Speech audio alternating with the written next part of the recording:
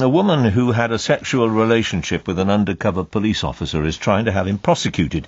She'd been part of the anti-capitalist organisation known as Reclaim the Streets, which staged protests in London, and the policeman had infiltrated the organisation by pretending to be sympathetic to its aims. The woman talked to our Home Affairs correspondent, June Kelly. And June, there's no question but that there was a sexual relationship. That's been acknowledged by the Metropolitan Police. Well, not in this case, John, but the Met has paid out in a number of other cases involving women. But in this case, the reason that the Met hasn't paid out is that Monica, and this is a pseudonym, is only at the first stages of her claim for compensation, but that claim is ongoing. Now, this is the first time that she has spoken publicly about her experience. In the mid-90s, when she was 27, she was part of this group Reclaim the Streets, and she had a 6-month relationship with a man who she thought was passionate about the environment like her, and she says she loved him. Now, in 2011, she discovered that his real name was Jim Boyling. He was part of Scotland Yard's undercover unit, the Special Demonstration Squad, and he was one of scores of police officers who had infiltrated protest groups. And it's emerged that while he was undercover, he'd begun relationships with 2 other women, and Monica says that she now feels used and abused by both the state and by Jim Boyling. At the time, I thought he had genuine feelings for me. But now I look at that and I think, well, actually, this man was trained. He was a successful police officer, working in a successful career, doing very well in his career. He had a lot of pride in that career. He was duping us all. I don't know who or what he was doing, whether it was just sex or whether it was anything else. Fundamentally, I think it was just sex on lots of levels, and to enhance his cover and as a perk of the job. Well, let's talk to the lawyer for that woman, Harriet Wistwich. Good morning to you. Good morning. There's no question but that the sex was consensual. I mean, she was happy to go along with the relationship. Is that the case?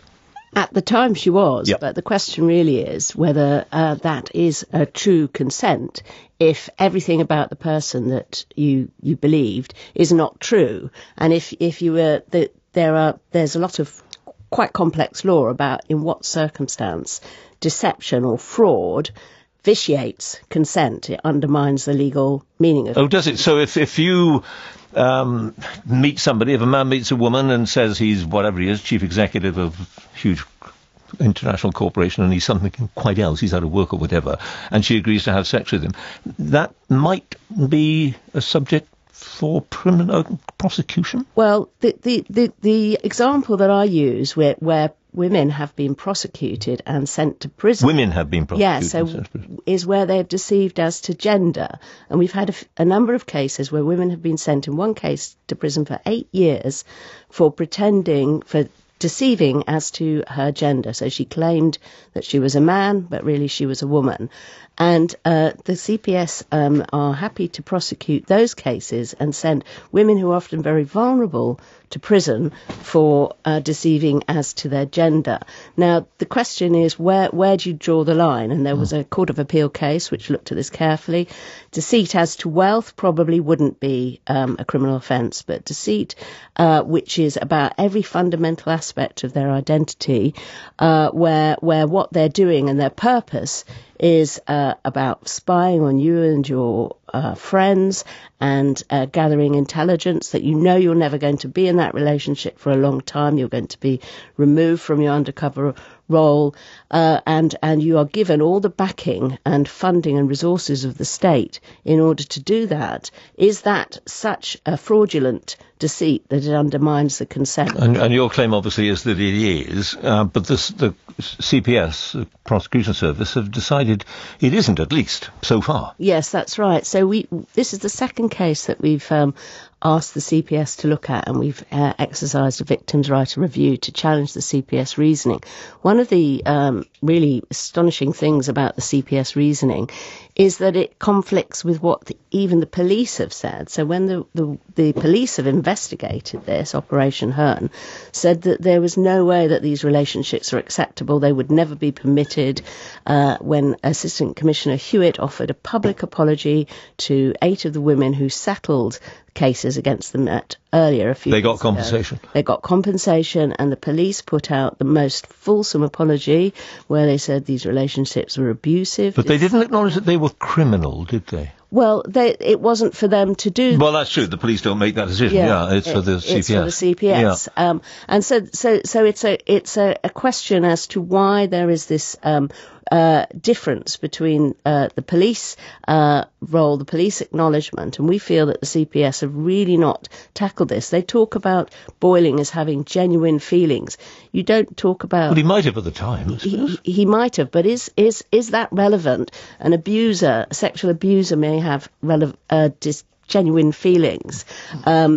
Somebody who, that's not really relevant. The question is whether it was a genuine relationship, and how can it be genuine if one person isn't genuine in that relationship and is there for a totally horrible experience for the other person. And that's what the CPS will now decide. Yep. Harriet Wistridge, thank you very much. BBC News at 6 o'clock. This is Alan Smith. Good evening.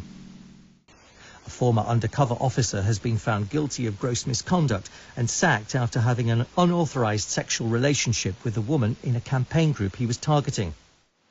An undercover Metropolitan Police officer who started a relationship with a woman whose campaign group he was infiltrating has been found guilty of gross misconduct. Scotland Yard has already apologised and paid compensation to a dozen women who had relationships with undercover policemen using false identities. But it's the first time a member of the squad has been disciplined. The BBC understands that Detective Constable Jim Boiling has been sacked. At a private hearing, a panel heard that he'd begun a sexual relationship with the woman known as Rosa without authorisation and without a policing purpose. More details from our Home Affairs correspondent, Dominic Kashiani. In the late 1990s, DC Jim Boiling was deployed by a now disbanded secret unit to infiltrate an environmental group. And using the name Jim Sutton, he had 3 sexual relationships with women involved in the movement.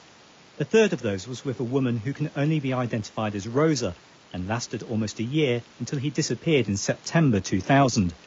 Rosa spent 18 months hunting for the man she loved, and when he walked back into her life, the relationship resumed, leading to marriage and 2 children. He confessed he was an undercover officer, but she later left him, accusing him of not only tricking her into the first relationship, but psychologically manipulating her into the second. Speaking for the first time today, she described Jim Boiling's impact on her life. The harm and psychological damage involved in these relationships is never ending. My children have been born out of the deceit. My whole life has been affected by it. My whole sense of reality, my everything. It takes everything away from me. It's not just one person lying to you, but as your closest, most intimate, trusted person, you can't trust anybody around you.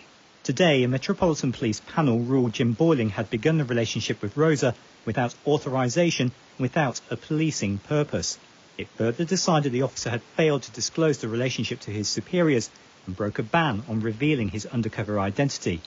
DC Boiling refused to attend the hearing and in a statement accused the force of having selective amnesia over his behaviour. The Metropolitan Police has already made an unreserved apology to Rosa and 11 other women who had similar relationships.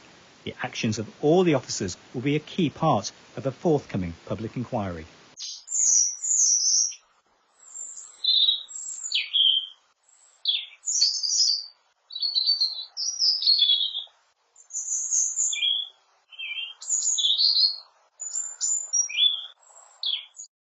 If you have had any similar experiences, please send me an email. I'm looking forward to hearing from you. Thank you. Bye-bye.